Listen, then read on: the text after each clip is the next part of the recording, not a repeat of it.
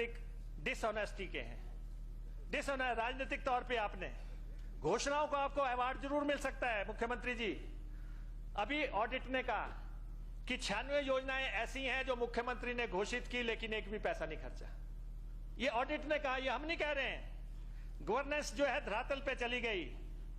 और मैं सिर्फ आपसे ये कहना चाहता हूं मुख्यमंत्री जी, आपके पांव के तले जमीन नहीं, फिर भी आपको यकीन नहीं, फिर भी आपको यकीन नहीं। एक रिक्वेस्ट आपसे करना चाहता हूं, यूक्रेन में जो हिमाचल के बच्चे हैं, वहां पे युद्ध शुरू हो गया है, बच्चे वहां पढ़ने के लिए गए हैं। किसी भी ढंग से जो है इन बच्चों को हिंदुस्तान लाने या हिमाचल पहुंचाने का आप प्रयास करें, केंद्र से बात करें। क्या, क्योंकि प्राइवेटाइजेशन हो गया एयर सर्विसेज का, तो उन्होंने किराए भी जो है डबल कर दिए, लाख रुपया, 1.5 लाख रुपया एक एक बच्चे का। तो ये किस ढंग से आप अपने खजाने से पैसा देके किस ढंग से इन बच्चों को ला सकते हैं? आप ये प्रयास जरूर करें। और अंततः मैं सिंचाई मंत्री जी से एक आग्रह जरूर करना चाहूंगा, इतना मैं जरूर कहना चाहूंगा। आपके सेक्रेटरी ने लेटर लिखा है दोनों चीफ इंजीनियर्स को, दोनों चीफ इंजीनियर्स को लिखा है कि टेंडर्स में घोटाला हो रहा है। आपके सेक्रेटरी ने दोनों चीफ इंजीनियर्स को लिखा है। 8 कंपनियां प्रदेश में ऐसी हैं जो सैकड़ों करोड़ रुपए के जो है प्रोजेक्ट ले चुकी हैं। उनको प्रोजेक्ट्स देने के लिए टेंडर की कंडीशंस बदली जा रही हैं। 6 पत्र मेरे पास हैं जिसमें काम एक ही है लेकिन कंडीशन बदल दी गई। और जो है वही 8 लोग हैं। आप पता लगवाएं अपने डिपार्टमेंट से, ये 8 लोग कौन हैं, क्यों इनको जो है 500 600 करोड़ के ठेके मिल रहे हैं, और फिर जो है ये जो है, और क्यों इनके लिए कंडीशनें बदल रहे हैं। ये सही नहीं है। ये आपको इस पे जरूर नजर रखनी चाहिए। ये मेरा आपसे आग्रह है। अध्यक्ष महोदय, मैं आपका आभारी हूं कि आपने मुझे समय दिया। मुख्यमंत्री जी को एक आग्रह के साथ, ओल्ड पेंशन स्कीम वालों को धमकी मत दो, न्याय करो। आपका बहुत बहुत धन्यवाद।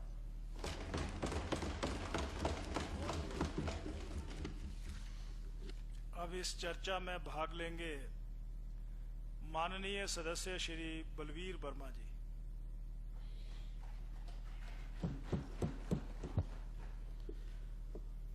माननीय अध्यक्ष महोदय, 23 फरवरी 2022 को माननीय राज्यपाल महोदय के अभिभाषण पर धन्यवाद प्रस्ताव श्री राजीव बिंदल जी ने इस माननीय सदन में लाया है और श्री बलबीर सिंह जी इस प्रस्ताव का अनुसमर्थन कर रहे हैं।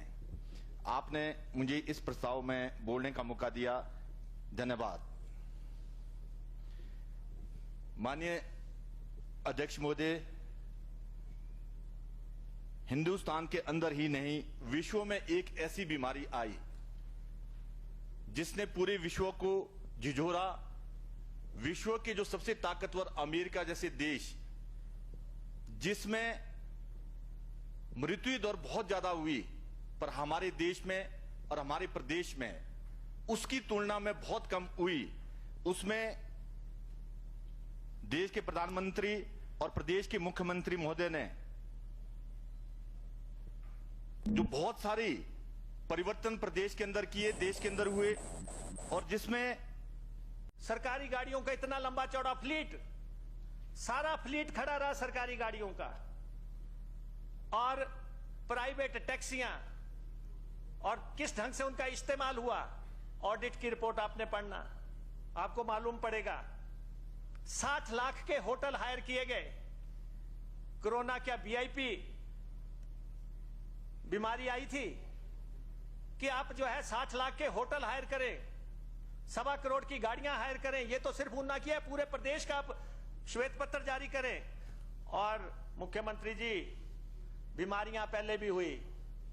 आपके लेफ्ट शोल्डर पे स्कार होगा स्मॉल पॉक्स का, यहां पे लगा हुआ था, सारी दुनिया को लगा, सारे प्रदेश इस देश में लगा। क्या पहले नहीं लगा सबको टीका? ये आपकी भी बाजू पे होगा मंत्री जी। ये किसने लगाया? ये कांग्रेस ने लगाया।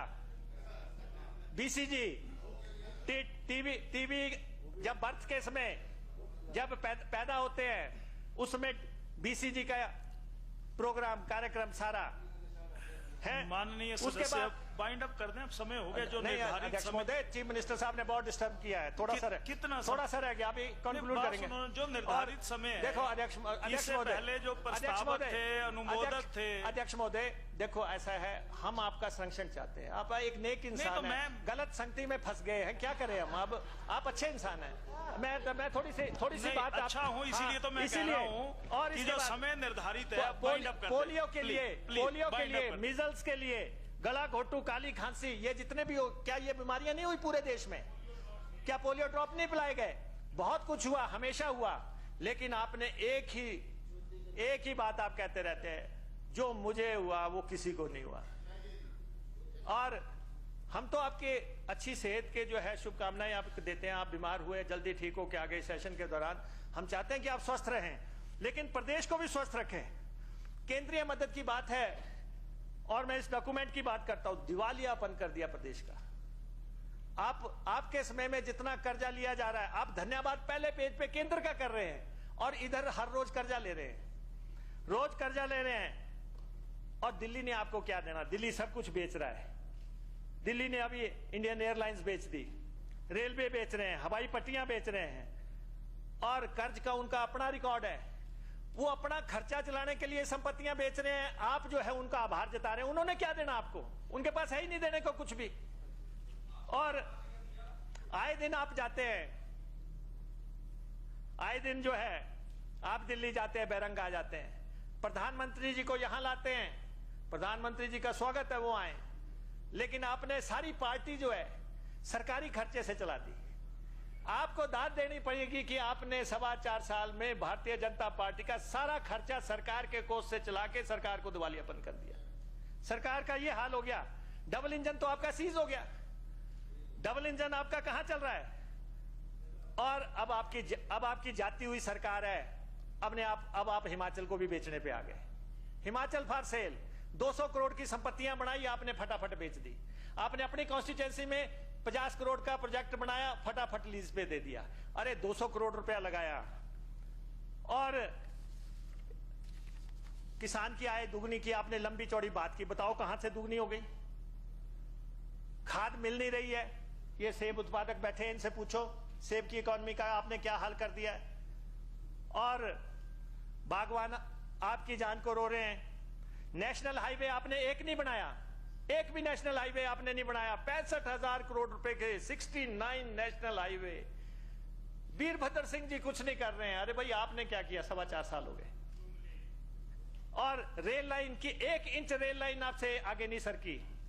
हवाई पट्टी आपकी 1 इंच आगे नहीं गई। आपका अपना हवाई, आपका जो ड्रीम प्रोजेक्ट जो है, और वो भी जो है चल नहीं रहा है। माननीय सदस्य, फोर लेन बाइंड अप कर दीजिए, हो गया, काफी आ गया। 4 लेन, एक भी 4 लेन आपने नहीं बनाई।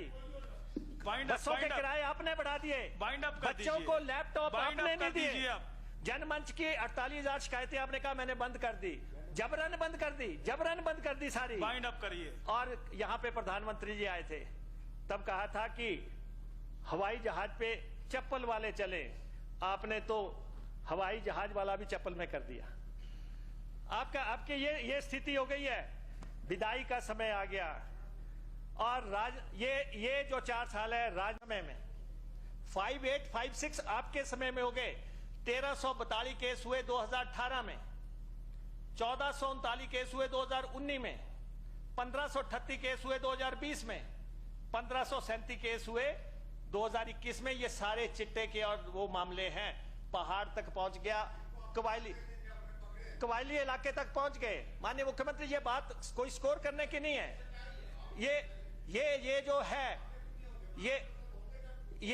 ये और इसमें आप अपने डीजीपी साहब से पता भी कर लेना कि कितनी क्वांटिटी इसमें पकड़ी गई है, कितने केसेस हो रहे। सुन लो यार, ठीक है समझ लेते हैं हम आपकी। आप हमारे पास से ही उधर गए हैं, आपने फिर कूद जाना है। और जो है मुख्यमंत्री महोदय, मैं आपसे ये कहना चाहता हूं, एक्सीडेंट्स के बारे में जरा ध्यान दीजिए। प्रदेश में एक्सीडेंट हो रहे हैं लोग, रोज युवा लड़के मर रहे हैं। आपके समय में 10,658 एक्सीडेंट हो गए। आप कहेंगे मैंने तो करवाए नहीं। आपने नहीं करवाए, आपने सड़कें नहीं देखी, आप ऊपर उड़ रहे थे। सड़कों की क्या हाल है? 2018 में 3118 एक्सीडेंट हुए, 2019 में 2896 एक्सीडेंट हुए, 2020 में 2236 एक्सीडेंट हुए, 2021 में 2408 एक्सीडेंट हुए। ये जो है कानून व्यवस्था से जुड़ा मसला है।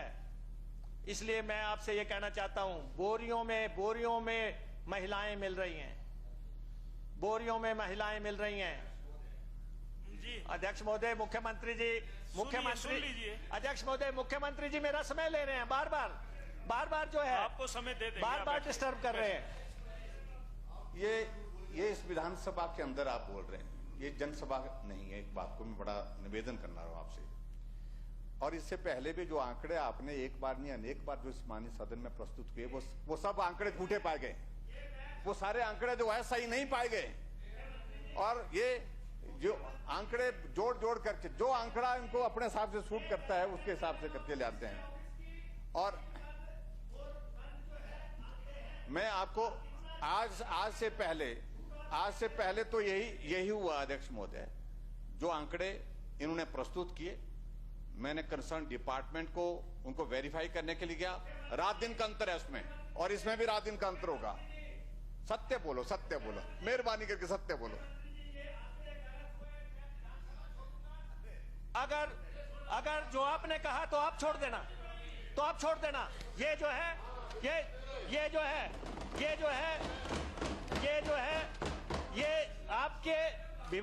ये आपके विभाग द्वारा जो है अधिकृत तौर पे जारी किए हुए आंकड़े हैं। इसीलिए तो मैं कहता हूं, चंद लोग जो आपको घेरे हुए हैं, जो तस्वीर वो आपको दिखा रहे, उससे जरा बाहर निकलो, और उसमें देखो कि हो क्या रहा है प्रदेश में। और अध्यक्ष महोदय, मैंने कहा कि शुरुआत में ही कहा कि मुख्यमंत्री जी की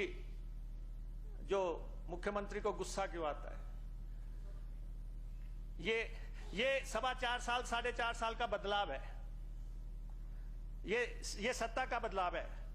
कोरोना की बात यहां हो रही थी। मैं मुख्यमंत्री जी आपको कहना चाहता हूं, कोरोना पे आप श्वेत पत्र जारी कर दें। आप कहते हैं आपने बहुत काम किया, आप इस असेंबली में कोरोना काल का श्वेत पत्र जारी करें। आप कहते हैं कि जैसा समय मेरे को मिला वैसा तो किसी को नहीं मिला। क्या आपसे पहले, क्या माननीय मंत्री जी प्लीज सुन लें, आपको बोलना है? और जो है, आपने कोरोना पीड़ितों को 4-4 लाख रुपए मुआवजा नहीं दिया। आपने कोरोना पीड़ितों को 4-4 लाख की नोटिफिकेशन भी हो गई। जो लोग मारे गए कोरोना में, एक्सीडेंट में मारे जाते 4 लाख मिलता है। आज क्या परेशानी है कि आप उनको पैसा नहीं दे रहे हैं? कोरोना के दौरान जो नुकसान हुआ, आपने किसी की भरपाई नहीं की, भरपाई नहीं की, किसी को मुआवजा नहीं दिया। और मैं अपने जिले की बात करूं मुख्यमंत्री जी, क्योंकि आपको लगता है मुकेश विपक्ष है, इसलिए मैंने इसकी बात नहीं सुननी है। ऊना में 1.25 लाख की गाड़ियां हायर की गई, 1.25 करोड़ की गाड़ियां हायर की गई कोरोना के दौरान। आप बताओ। सिर्फ इतना कहता हूं क्योंकि स्पीकर साहब भी इरिटेट हो रहे हैं, क्योंकि अध्यक्ष महोदय ये सरकार, मैं कोई इरिटेट नहीं हो रहा हूं। ये सरकार है, सरकार लाले की दुकान की तरह नहीं चल सकती, लाले की दुकान की तरह नहीं चल सकती। सरकार सदस्य महोदय, सरकार, आप ये कैसे कह सकते हैं कि मैं इरिटेट हो रहा हूं? मैं आपको फेस रीड कर रहा हूं, मैं आपको फेस रीड कर रहा हूं। क्या फेस ठीक नहीं है मेरा? नहीं, मेरा फेस ठीक नहीं है। नहीं जी, कुछ परेशानी हो रही है। मैं ये कह रहा हूं, अग्निहोत्री जी सुनिए, मैं ये कह रहा हूं कि जो बजट अभिभाषण हुआ है उसके ऊपर अगर आप बोले ये उसी का हिस्सा है सारा। नहीं, ये सारा उसी का हिस्सा है, बेहिस्सा हो रहा है। नहीं, बेहिस्सा नहीं होगा। आप सुनिए, मुझे लग रहा है। माननीय अध्यक्ष महोदय, कोई अच्छे सुझाव माननीय अध्यक्ष महोदय बोले, और मैं इरिटेट नहीं हो रहा हूं। नहीं, और माननीय आप 27 मिनट हो गए आपको बोलते। आपका आभार माननीय अध्यक्ष महोदय। ये जो है, यही हाल जो है यही हाल जो है एक्सप्लोसिव के मसले का भी हुआ है, इस पे भी चर्चा हो गई और मुख्यमंत्री जी ने कहा और हमने आपको ये कह दिया। और ये जो है यहां बिंदल जी कह रहे थे कि हमारी सरकार गरीब की सरकार है। गरीब तो मर रहे हैं, गरीब तो झुलस रहे हैं, गरीब कहीं शराब से मर रहे हैं। ये हालत गरीब की बना दी आपने। और जो है अध्यक्ष महोदय, मुख्यमंत्री जी ने भी कहा, मैं इनसे कहना चाहता हूं कि इसमें आप संपत्तियां कुर्क करने, लोगों को जो है सलाखों के पीछे पहुंचाने के लिए जितना सख्ती से काम करेंगे अच्छा रहेगा। और एक बात मैं जरूर मुख्यमंत्री जी से कहना चाहता हूं, जब हम कोई बात करते हैं मुख्यमंत्री जी को यह लगता है ये विपक्ष कह रहा है, विपक्ष कह रहा है इसलिए मैंने नहीं करना, जबकि आपके मित्र आपको गलत सूचनाएं देते। मैं आपको यह कहना चाहता हूं, आप बहुत अहम कुर्सी पे हैं इस समय। मैंने आपको बार बार कहा कि लीज और लूट में बड़ा अंतर होता है। आप जितनी बार ऊना आते हैं आप उतनी बार जो है माइनिंग वालों को शह देके चले जाते हैं कि कांग्रेस के समय में ये होता था। और 4-4.5 साल के बाद स्वां का जो चीर हरण हुआ है, आज वहां पे कोई लीज नहीं है। आप अपने अफसरों से पूछ लो, कोई लीज नहीं है। आज कोई एम फॉर्म नहीं है डिपार्टमेंट की तरफ से। लेकिन फिर जो है ये 400-500 टिप्पर कौन निकाल रहा है, जरा पता तो कर लो। विपक्ष की आवाज ही सही। एक बार तो हकीकत में उनसे पूछ लो कि अगर कोई भी लीज नहीं है, अगर कोई भी एम फॉर्म इश्यू नहीं है सरकार की तरफ से, सरकार को कोई भी रॉयल्टी नहीं आ रही है, तो आखिर ये कौन लोग हैं जो जेबें भर रहे हैं? तो ये मैं आपके ध्यान में लाना चाहता था। और यहां पे अगर कानून व्यवस्था की मुख्यमंत्री जी बात करें, एक गुड़िया कांड हुआ था, एक होशियार कांड हुआ था। आपने इतना पूरे प्रदेश में माहौल बनाया कि आपने सत्ता परिवर्तन हो गई। आज मैं आपको कहना चाहता हूं, आपके समय में 1397 रेप हो गए, 1397 रेप आपके समय में हुए। 2018 में 345 रेप हुए, 2019 में 360 रेप हुए, 2020 में 333 रेप हुए, 2021 में 359 रेप हुए, 1397 1400 रेप हो गए। महेंद्र सिंह जी, माननीय मंत्री जी, थोड़ा संवेदनशील बनो। रेप को जस्टिफाई करने की कोशिश मत करो। 1400 रेप हो गए प्रदेश में। और मर्डर कितने हो गए? 346 मर्डर हो गए आपके टाइम में। 346 99 मर्डर जो है 2018 में हुए, 70 मर्डर 2019 में हुए, 91 मर्डर 2020 में हुए, 86 मर्डर जो है 2021 में हुए, 346 मर्डर हो गए। एक्साइज शराब के जो मामले हैं सारे, ये जो हैं 11,288 मामले हो गए आपके समय में। 2018 में 2584 केस हुए, 19 में 2916 केस हुए, 20 में 2819 केस हुए और 21 में 2969 केस हुए। और आप चिट्टे की बात करते थे, एनडीपी एक्ट की बात करते थे और बहुत चर्चाएं करते थे। उड़ता हिमाचल तो अब बन रहा है। कितने मामले हो गए? 5856। आपके मैं पढ़ रहा था कि आपने क्या लिखा होगा। आपने कहा कि मैंने आदेश कर दिए कि 7 तारीख को उनको वेतन मिल जाया करेगा। अरे भाई, वो मांग क्या रहे हैं आप? 7 तारीख को वेतन की बात कर रहे हैं। आउटसोर्स पे नीति में मंत्री जी को आपने बना दिया और मंत्री जी ने इस ढंग से पेश कर दिया कि वो कौन कंपनियां हैं, किसने एम्प्लॉय किया, हमारे पास तो डाटा ही नहीं है। मंत्रिमंडल उपसमिति कह रही है कि हमें पता ही नहीं कौन कंपनियां जो है ये आउटसोर्स वाली हैं, कितने लोग हैं। अरे भाई, सरकारी कोष से आप पैसा दे रहे हैं, यहां जो बजट पास होता है उससे पैसा दे रहे हैं और किसी भी ढंग से आउटसोर्स कर्मचारियों का ग्रीवेंसेस को जो है सारी जिंदगी के शोषण मत रखो। कोई नीति जरूर लेके आओ। इनका नीति बननी चाहिए कि कब ये सरकारी कर्मचारी होंगे, कब ये अब मुख्यमंत्री जी अभी जो आपने शुरुआत में कहा और जो आपने अब कहा, मुझे लगता है आपने मन बना लिया कि अब हमने सत्ता छोड़नी है। मुझे लगता है कि आपने मन बना लिया है क्योंकि आप कह रहे हैं कि इन्होंने ऐसी तैसी की, हमारी या तुम्हारी। ये जो मैं आपको यही तो कह रहा हूं, सत्ता पूरे परवान पे है जयराम जी। सरूर जो है चढ़ के बोल रहा है, सरूर पूरा चढ़ के बोल रहा है कर्मचारियों के बारे में, आउटसोर्स के बारे में। और लेकिन हमारा काम है, हम विपक्ष है, हमें लोगों ने यहां बिठाया है, मुद्दे हमने आपके समक्ष रखने हैं। प्राइवेट कंपनियां जो लूट रही हैं, प्राइवेट कंपनियां लूट रही हैं यहां पे, जिनको आप आउटसोर्स का पैसा सरकारी कोष से देते हैं, हर कर्मचारी का 2-2.5 हजार वो खा रहे हैं। इसलिए आप फैसला लें और करुणा मुल्क वालों का, कुछ तो करुणा दिखाएं, करुणा के सागर। 200 दिन से हड़ताल पे बैठे हैं, आपको दया नहीं आ रही है कि उनके मां बाप चले गए। आप बार बार कह रहे हैं कि 58 साल तक मैं जो है नौकरी दूंगा। जब आपने नौकरी देनी नहीं चाहिए, आप 85 साल तक दे दे, नौकरी आपने देनी नहीं है। आप 200 दिन से हड़ताल आंदोलन चल रहा है। अब अरे अभी बताते हैं मंत्री जी आपको, अभी बिंदल जी यहां से चले गए, अभी डॉक्टरों की बात कर रहे थे, डॉक्टर भी हड़ताल पे जा रहे हैं, उन्होंने भी घोषणा कर दी। ये सब जो है एक सब कतार में लगे हुए हैं, क्योंकि आपने जो लोगों के ड्यूज देने थे वो आपने नहीं दिए।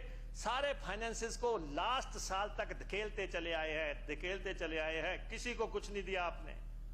इसलिए आपका ये डॉक्यूमेंट जो है ये झूठ और फ्रेब का डॉक्यूमेंट है। जिन मुद्दों को रखना चाहिए था वो मुद्दे जो है इसमें आए नहीं।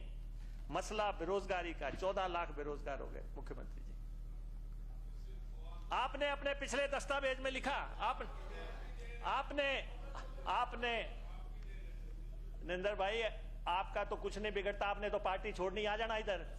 इनका बुरा हाल होना है। नहीं आपका क्या बिगड़ेगा है?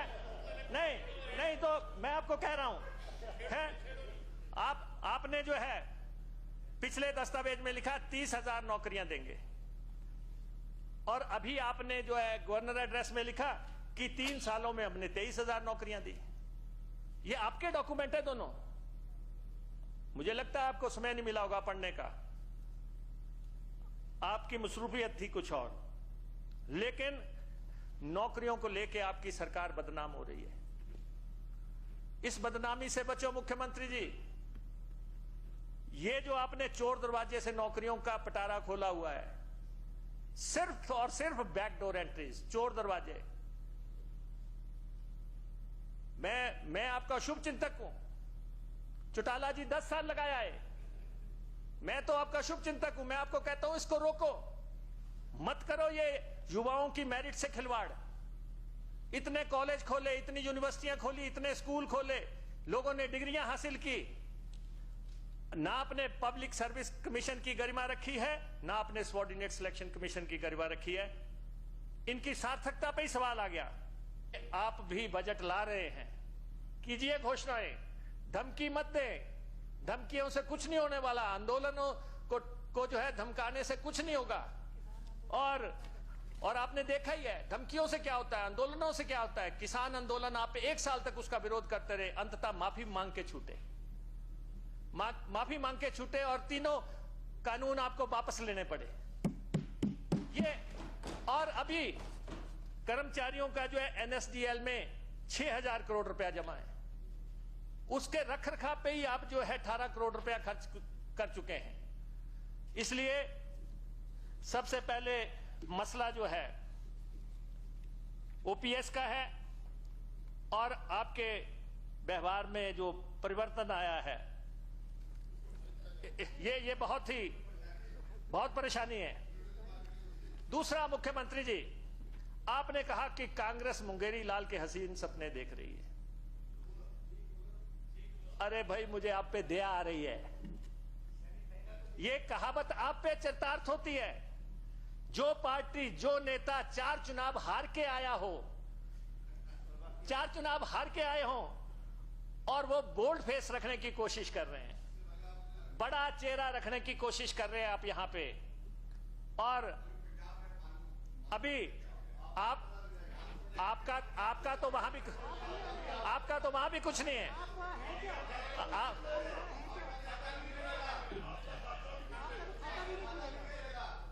मुख्यमंत्री जी सुनिए, बेगानी शादी में अब्दुल दीवाना। पंजाब में आपका क्या रखा है? आपका क्या है पंजाब में? आपकी एक सीट, आधी सीट, और आपकी तो एक भी सीट नहीं है वहां। और अध्यक्ष महोदय, हमने मंडी पार्लियामेंट सीट इनसे स्नैच की, इनकी घर की सीट है, वो इनकी घर की सीट है।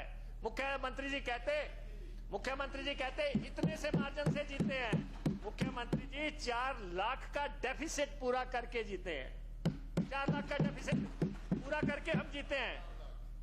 अब आप जो है इसको कभी कहते हैं ये श्रद्धांजलि है।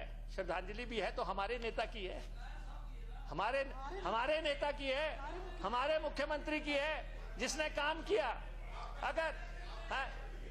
अगर ऐसा भी हुआ एक सीट पे अरे कुक्का जी, एक सीट पे आपकी जमानत जब्त हो गई, ये बैठे हैं, आपकी जमानत जब्त हो गई।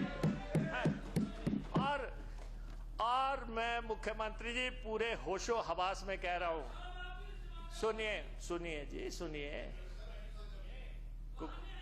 कुक्का जी, ऐसा है, मैं पूरे होशो आवाज से मुख्यमंत्री जी आपको कहना चाहता हूं, शिमला नगर निगम आ रहा, आपका सफाया हो जाएगा, अभी और सफाया होगा आपका। ये जो आप कह रहे हैं ना मुंगेरी लाल के सपने, ये सपने नहीं, ये सच्चाई है। जो हम ब्याह कर रहे हैं ये सच्चाई है। और अब आपकी बधाई है, आपको जाना है, आपको इस तरफ आना है, तो इसलिए जो है मुंगेरी लाल के सपने जो है आप देख रहे हैं। और झूठ को वोट नहीं पड़ेगी मुख्यमंत्री जी। आपने एक तरफ बेरोजगारी है, दूसरी तरफ महंगाई है। हम कर्मचारियों की अगर आपसे बात करें, इसमें कर्मचारियों की वेतनमान को लागू करने में आपने भ्रम की स्थिति पैदा कर दी। आज दिन तक किसी भी कर्मचारी को समझ नहीं आया कि आपने दिया क्या, उन्होंने पाया क्या। रोज आप घोषणाएं कर रहे हैं, मैंने तीसरा विकल्प कर दिया, मुख्यमंत्री जी ने डांट दिया, फलां कर दिया, किसी के खाते में अभी तक कुछ नहीं आया। और मैं आपसे यह आग्रह करना चाहता हूं कि कर्मचारियों को किसी भी स्थिति में इस वेतनमान का नुकसान नहीं होना चाहिए। किसी भी कर्मचारी को वेतनमान से नुकसान नहीं होना चाहिए। इस ढंग से इसकी इंप्लीमेंटेशन होनी चाहिए। और आप लंबे लंबे दावे कर रहे हैं, मोटे मोटे दावे कर रहे हैं। मैं आपको यह कहना चाहता हूं, हिमाचल प्रदेश के कर्मचारियों को गंभीरता से लें। आउटसोर्स कर्मचारियों के बारे में मैं मुख्यमंत्री जी पे आक्षेप नहीं कर रहा हूं ना मैं, लेकिन इसलिए क्योंकि आबकारी विभाग भी आपके पास है, होम विभाग भी आपके पास है, पुलिस भी आपके पास है। जो विभाग आपके पास है, अवैध कारखाने तो वहां चले, आपकी पुलिस को देखना था, आपकी सीआईडी को देखना था। और प्रशासन के नाक तले ये हो रहा है। कम से कम आप कार्रवाई जो कर रहे हैं, आपने क्या किसी अफसर के खिलाफ, किसी कर्मचारी के खिलाफ जिसने ये कारखानों को चलाने में मदद की है, उसकी शिनाख्त की आपने? ऐसा हो ही नहीं सकता कि स्थानीय पुलिस को ना पता हो, ऐसा हो ही नहीं सकता कि एक्साइज के अफसरों को पता ना हो। बिना मिली भगत के ये काम हो ही नहीं सकते। कहां से स्पिरिट चली? अंबाला से। और कहां से जाके जो है उसको डाइल्यूट किया गया? और कौन लोग थे? इसलिए मेरा आपसे ये आग्रह है कि कोई फुल प्रूफ सिस्टम बनाओ। ये पैरेलल इकोनॉमी जो है तब खत्म होगी। इसीलिए मैंने आपको सुबह भी कहा कि शराब को के ठेकों की नीलामी करो। अंतिम वर्ष आ गया, चौथा साल आ गया, आखिर आप क्यों नहीं करना चाहते? वजह क्या है? नहीं, मैं तो पारदर्शिता रहेगी, पारदर्शिता रहेगी। जब नहीं, ऐसा नहीं रहती। आप एक बार जो है जब नीलामी क्यों नहीं करते, आखिर वजह क्या है? जी माननीय मुख्यमंत्री,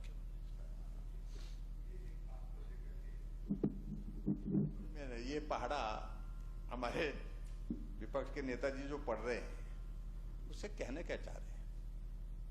आखिरकार आप 5 वर्ष सरकार में थे और महत्वपूर्ण महकमा आपके पास था और इस महकमे को वो लगभग ले दे करके आप ही चलाते थे।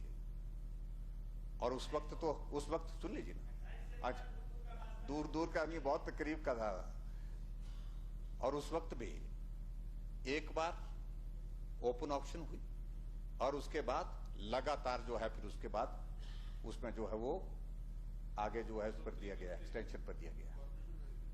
और बीच में एक कॉरपोरेशन आ गई, 75 करोड़ रुपीस उस कॉरपोरेशन के कारण नुकसान हुआ।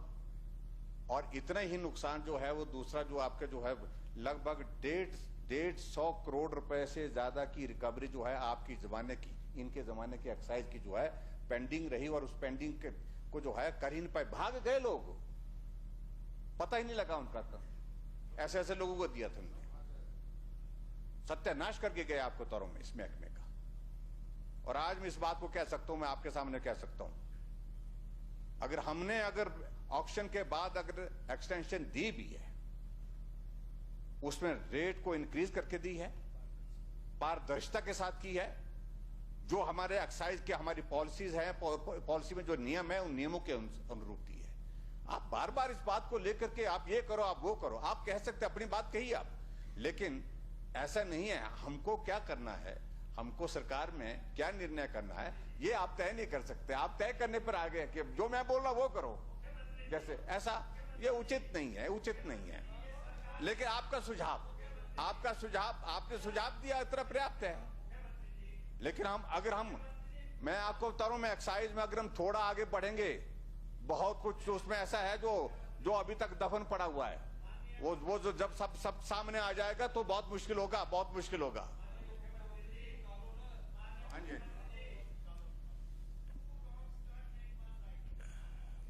आप क्यों जस्टिफाई कर रहे हैं? आप जस्टिफाई क्या कर रहे हैं? माननीय सदस्य, अध्यक्ष अध्यक्ष महोदय, माननीय सदस्य, अध्यक्ष महोदय, मेरी बात तो सुनिए। अध्यक्ष महोदय, अगर 4 सालों में नीलामी होती तो आज ये जो है ठेकों की नीलामी 3000 करोड़ पे जानी थी, 3000 करोड़ पे जानी थी अगर 4 साल से। अगर ये जो मर्जी दुहाई दे, हमारा सुझाव है गलत मत करें आप। ये तो क्या नीलामी नहीं होगी? तो क्या नीलामी नहीं होगी? अरे भाई, पैरेलल इकोनॉमी चल रही है, क्या बात कर रहे हैं मंत्री जी? और नहीं, आप बताएं कि आपने तो सबसे ज्यादा शोर मचाया। आपने शोर मचाया कि ये जो कॉरपोरेशन बनाई है डिसबैंड की जाएगी और हर साल नीलामी होगी। हाँ, तो नीलामी तो नहीं की आपने, और नीलामी ही पारदर्शिता का एक तरीका है। अगर आपने हकीकत की होती, सच्चाई की होती, तो इतने लोग जो है बाहर ना दुहाई दे रहे होते, इतने दुहाई ना दे रहे होते। 4 सालों में लगातार झूठ बोला गया। मुख्यमंत्री जी, मेरा आपसे आग्रह है, हिमाचल प्रदेश के कर्मचारी बहुत मेहनती हैं, उनको ऐसे मत दुत्कारो, ऐसे मत दुत्कारो। मैं आपसे आग्रह करूंगा, मैं आपसे आग्रह करूंगा मुख्यमंत्री जी, कल जो आपने कहा, आपको हिमाचल प्रदेश के कर्मचारियों से माफी मांगनी चाहिए। हिमाचल प्रदेश के कर्मचारियों से आपको माफी मांगनी चाहिए, जो जिस धमकाऊ, तलख और तानाशाही और एरोगेंस रवैये व्यवहार से आपने उन पे हमला किया। आज भी बाहर आंगनवाड़ी, राकेश जी का संगठन लेके जो है, आप देखो पूरा भरा पड़ा है, पूरा काम नहीं है। ये सत्ता में रह के चश्मा ऐसा हो जाता है चीफ विप साहब, ये चश्मा दरअसल जो अध्यक्ष महोदय अभिभाषण जो है, जब वो अहम मुद्दों पे साइलेंट होगा तो लोग विधानसभा के बाहर आएंगे, लोग आंदोलन करेंगे, लोग पद यात्राएं करेंगे। और ये इसलिए जो है, ये जो आपने 6 मार्च 2021 को बोला था माननीय मुख्यमंत्री महोदय, अगर जो यहां बोला था अगर इसमें रिफ्लेक्ट करते जो आज फरवरी 23 2022 को आया, इन दोनों में मेल होता तो शायद बाहर ऐसी भीड़ ना होती। आपने घोषणाएं तो बहुत की, प्रदेश में आप घोषणाओं के सरदार हो गए। आपको लगातार, अभी भी आपका बजट आएगा, घोषणाएं होंगी, घोषणाएं। पहले हम दीवारों पे पढ़ते थे रिश्ते ही रिश्ते, आजकल ये है घोषणाएं ही घोषणाएं। जितने घोषणाएं आप करते जाओ, लेकिन जब तक ये 2 डॉक्यूमेंट मेल नहीं खाएंगे, जो आपने कहा वो किया कि नहीं, ये आईना है, ये आईना जो है बिल्कुल नीरस है। राज्यपाल भी जब पढ़ रहे होंगे तो सोच रहे होंगे कि मुख्यमंत्री मेरे से क्या पढ़वा रहे हैं, बड़े परेशान होंगे, बहुत परेशान होंगे।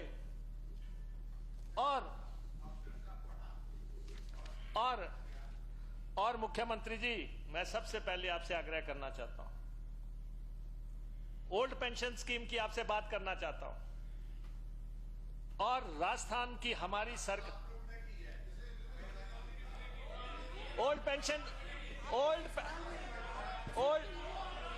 दोस्तों आप बात तो सुनो।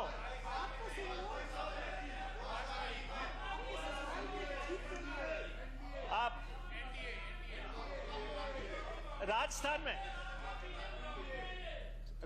राजस्थान में हमारी सरकार ने अच्छा काम किया। अशोक गहलोत जी ने पूरे देश को दिशा दिखाई है, पूरे देश को दिशा दिखाई है।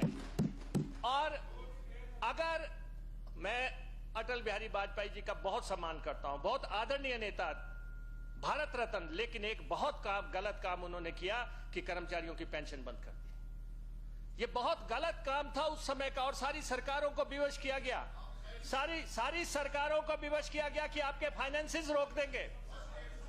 आप सुनिए राकेश जी, आप मंत्री हैं सरकार के, आप सरकार के मंत्री हैं। केंद्र की सरकार ने प्रदेश को विवश किया कि आप, और मैं आपको यह कहना चाहता हूं, आप अब तक कहते रहे डिमांड सही नहीं है।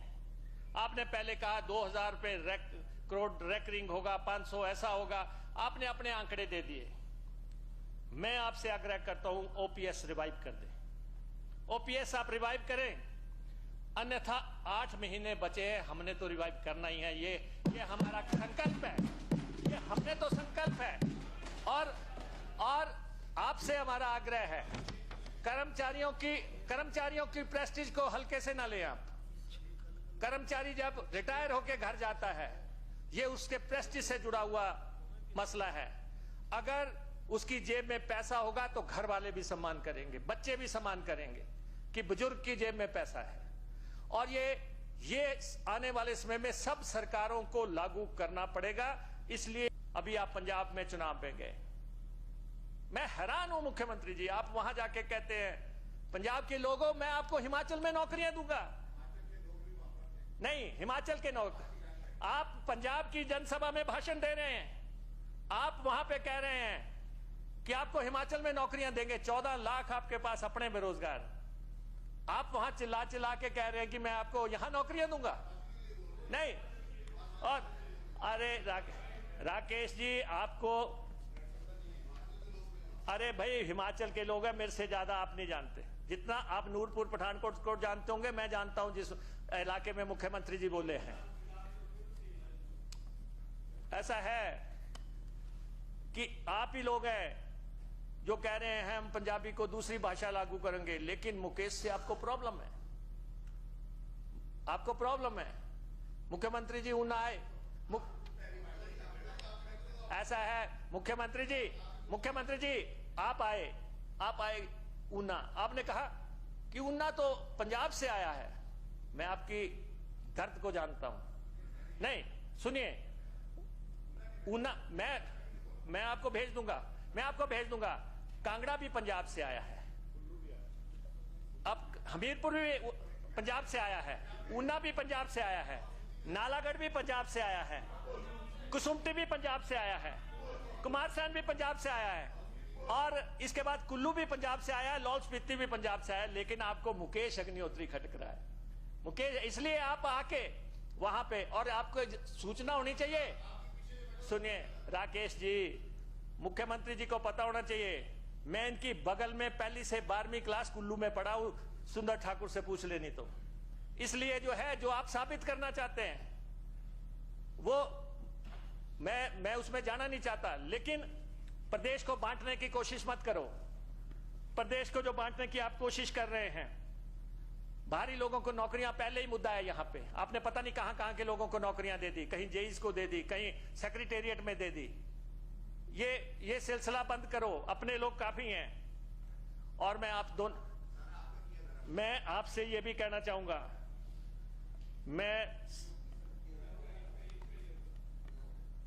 ऐसा है भैया, अगर नौकरियां हैं तो सिर्फ सराज और धर्मपुर को। सारी भर्तियां आपने 68 हलकों की भर्तियां 2 हलकों में कर दी, 2 हलकों में कर दी आपने।